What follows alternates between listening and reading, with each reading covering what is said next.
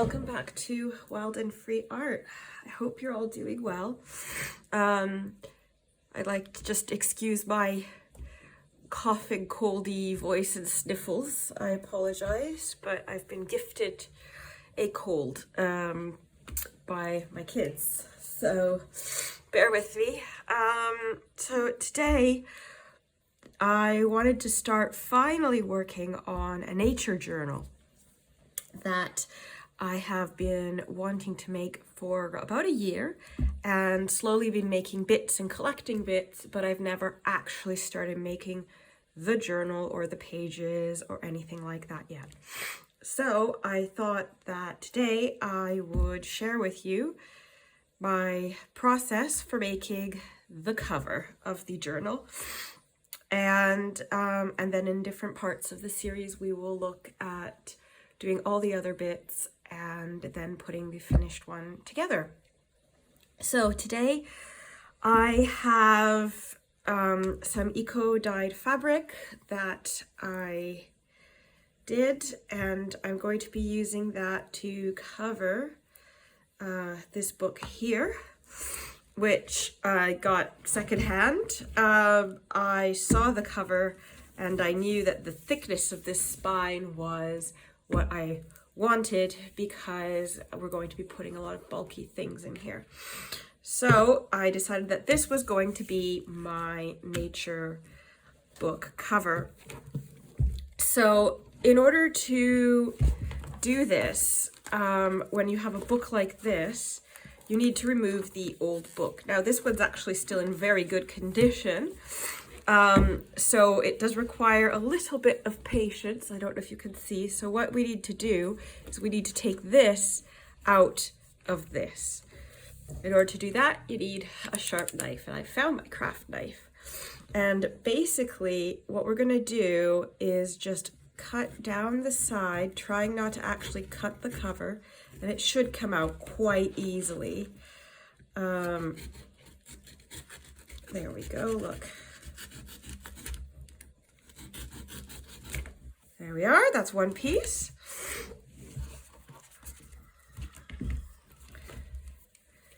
And other carefully, because we don't want this to fall apart. There we go. So, whoop, there goes the text block. So now we've removed the text block. You can use these for collaging, glue pages, whatever you like in the future, and other craft bits, or you can use them to make new paper.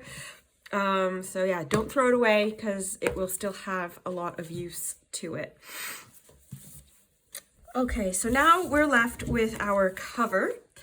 And this spine is, shall we say, flimsy. You can see that what they used was just a very thin piece of cardboard. So before I go any further, I definitely want to reinforce the spine a little bit, because your book is as good as its spine. And if the spine won't support the weight of your pages, then your book is going to fall apart very quickly. And because I know we're going to be gluing in stuff like feathers and leaves and all that kind of stuff, we want this to be able to support that weight.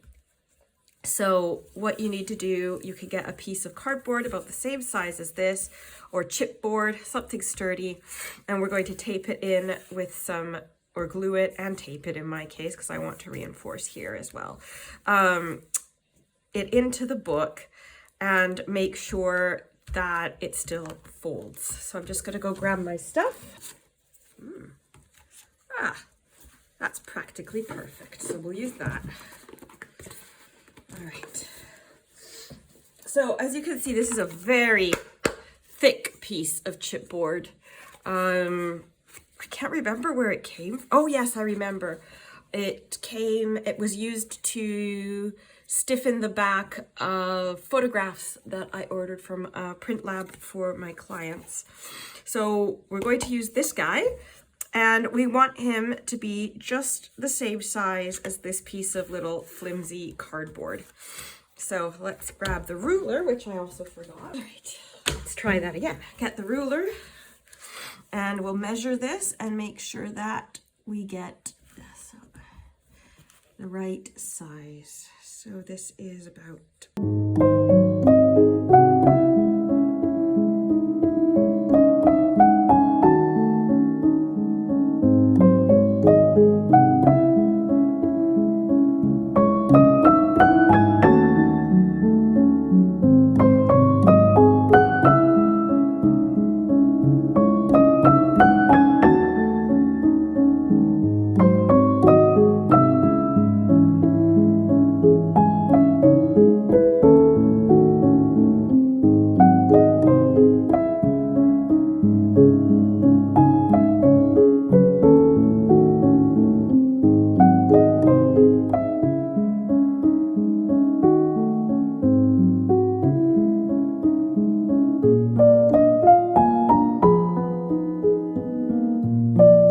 I think that's good. I'm happy with that. So I'm just going to use Fabri-Tac, or sorry, 3-in-1 Beacon Fabri-Tac, you know, any 3-in-1 glue, just because I really don't want the spine to fall out. So I want to use a stronger glue, and I'm just going to run this around here.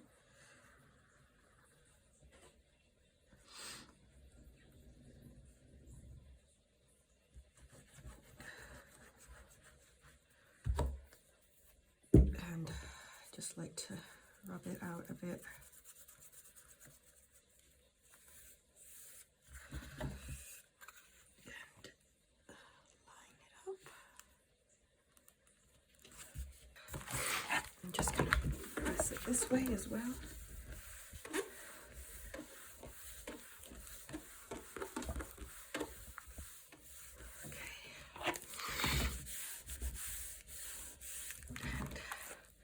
Now we have a very sturdy spine, which is great. And what I do want to do is, because this part is a bit weak here, I'm just going to add a bit of this tape here.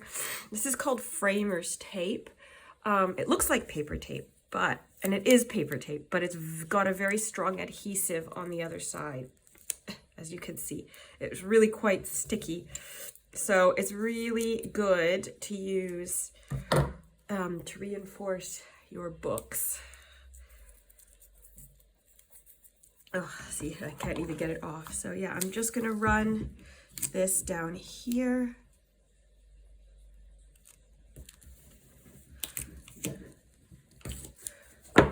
And I just want to use my folder to make sure it really gets in.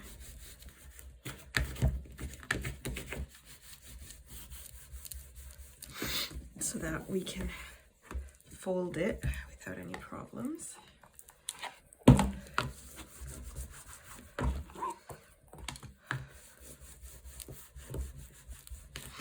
And then do the same on this side.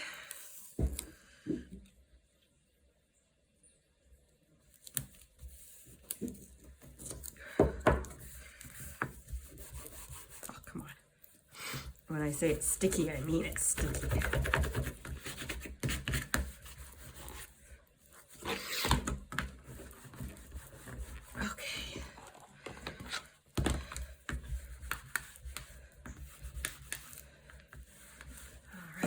And then just trim off the extra bits. Okay, so there we go. Now we have our reinforced book, and we are ready to do the more exciting and fun stuff of decorating it and preparing it. So, as I said, I decided that I want to use my eco-dyed cloth and this fern that I picked up on our travels and wanders, which I believe will just barely fit the front cover if I do a little trim. So hopefully we will make it work. At least that's my goal. So now it's about, sorry, I've got chaos everywhere. It's a question of finding what I want to use, what part of my fabric I'm wanting to use for my cover, for my spine. and all of that. And now I'm just noticing, see here, that because the fabric is quite thin and light in this particular instance, let's see on the dark one, and this one was darker, you see it less. But I think I'm going to give this a quick dose of gesso to reduce all of the writing here and give it a dry, and then I will be back. Okay, we're back. So I ended up giving it 2 coats of gesso because it was quite thick and it was really showing through. So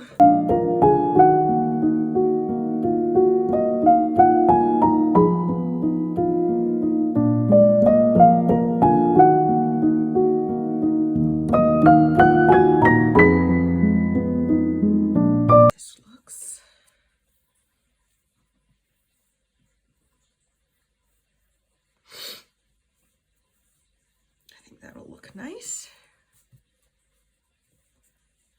once it's trimmed a bit, and you can still see the pattern underneath, so I think that's good. So when you're deciding to use a book cover, remember that it needs to wrap around like this, so you need to leave enough space to be gluing when you're cutting. So I'm going to cut it here, I think. If I put the scissors the right way around, it would probably work better. There we go. Okay. So I think, yes, I like that. So I'm going to use this one as this piece. I'm going to use another as a spine piece and another as a back piece. I am doing it in 3 bits, I know, but I do enjoy doing things a little bit quirky and different sometimes. So I think here I'm going to use that as my spine piece. So we'll cut this a bit thinner. And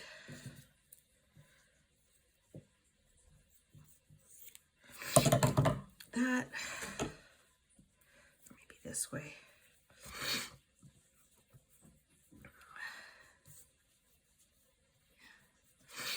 I like how that works. And then we'll do this darker one, which I quite like, as my back piece. And again, remember to leave extra space because you're going to need to wrap around that.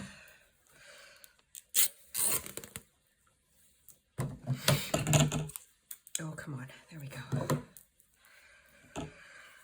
All right. That's looking very, very nice. So now I am going to, I think I'm going to glue on my spine, and then I am going to run a bit of a messy stitch around these 2 on my sewing machine because I just got one and I can't stop having fun with it, just to add another layer of texture to it, and it will also stop the fraying if it just keeps coming. I mean, when you put the inside cover, that will as well, but I don't know, I just like it. I'll just add some random stitching. So first, let's focus on this. So we're gonna put the spine on.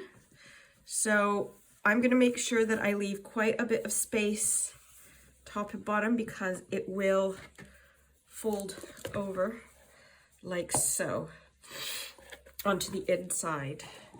And of course you want to make sure that you get it right into this groove as well. And for this you can use fabric glue, or in my case the beacon.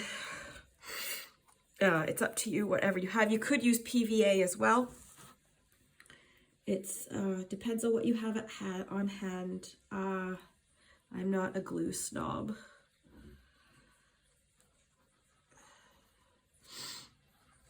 But what you want to do is make sure you get into that and in here. And you definitely want to spread it around with a paintbrush or your finger, because it will seep through the fabric and you don't want to have the blobs on there.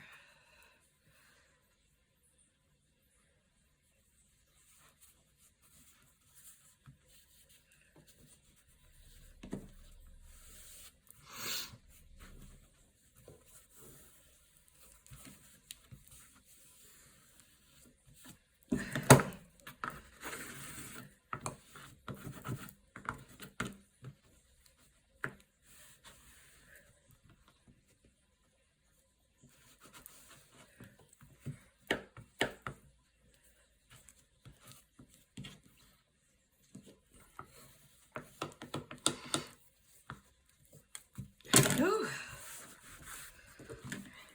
check it folds nicely still. That looks good. Okay, and then we're going to tuck those. Okay, so just run again a little bit here and a little bit there.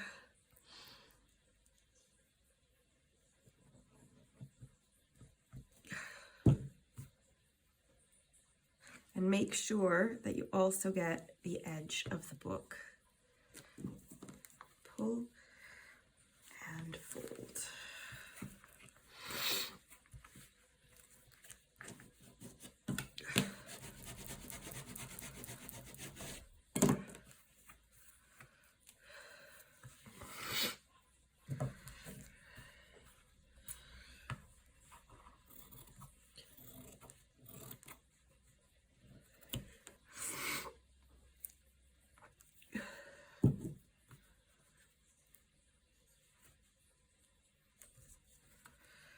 Pull and fold.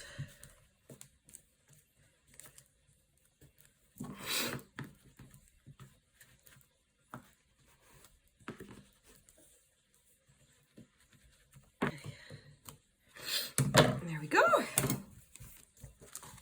And that is your spine ready to go.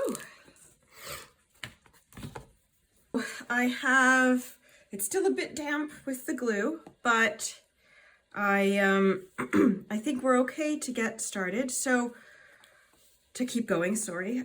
So what I'm going to do now is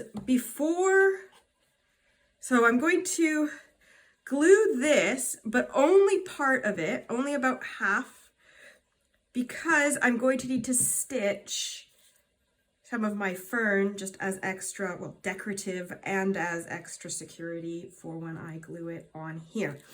So let's just start gluing this part here, but just the top, just to a little bit under the magnet, basically.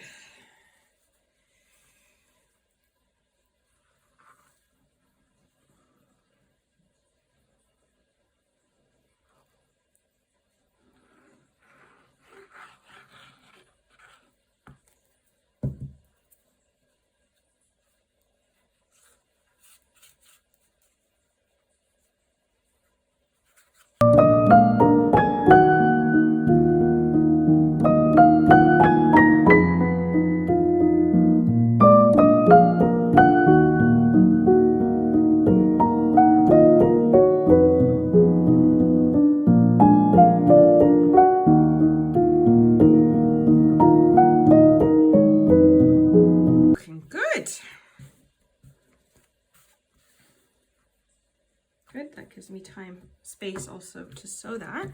So now I can do this one as well.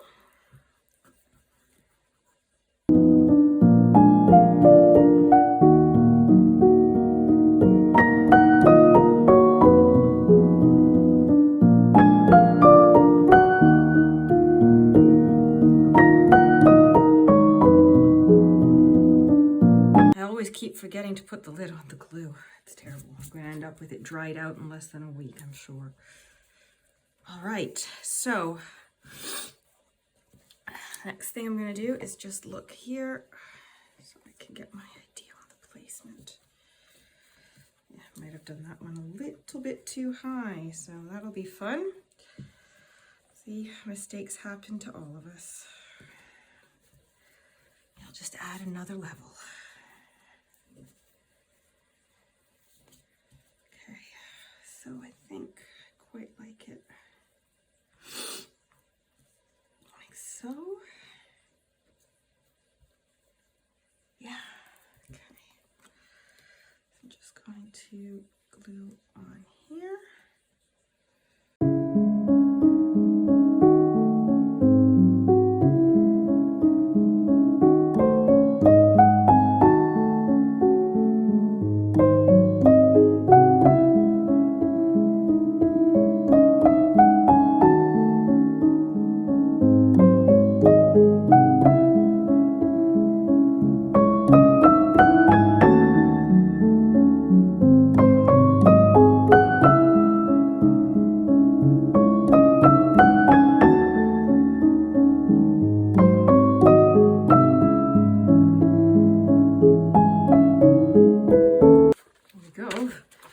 Just to glue that down.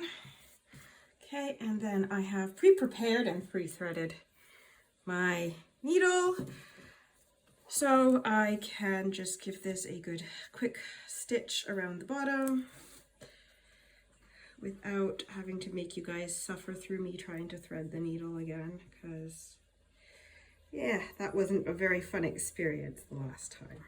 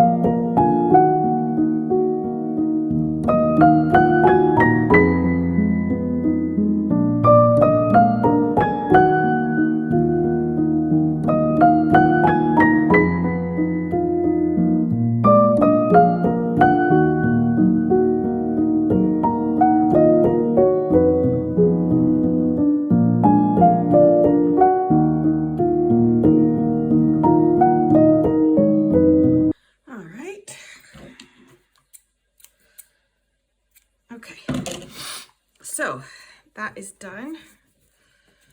I am gonna have to snip the tip here, sadly. All right, and then I can do the side.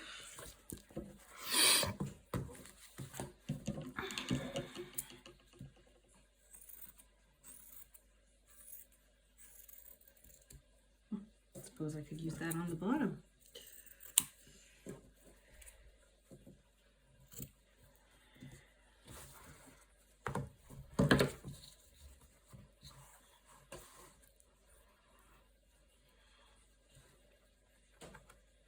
Oh yeah, gotta finish gluing this. Oh my gosh, I'm really terrible.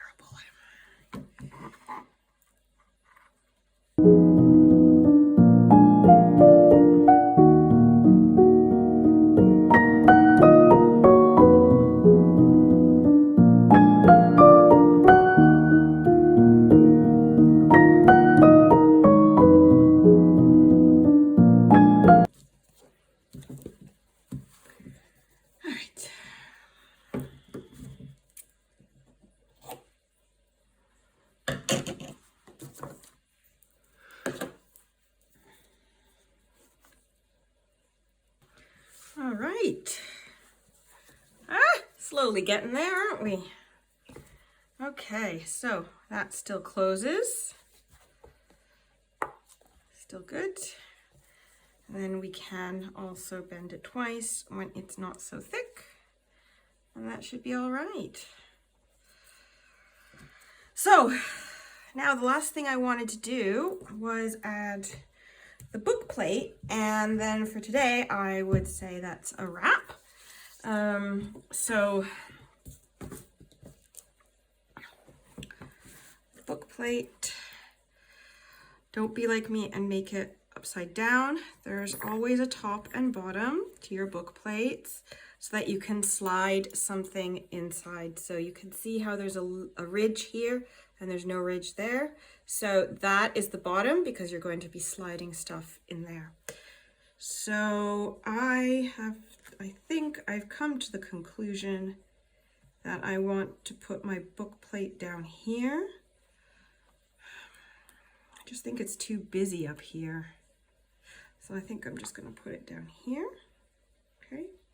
And I'm just going to hold it steady. And this one actually requires punching.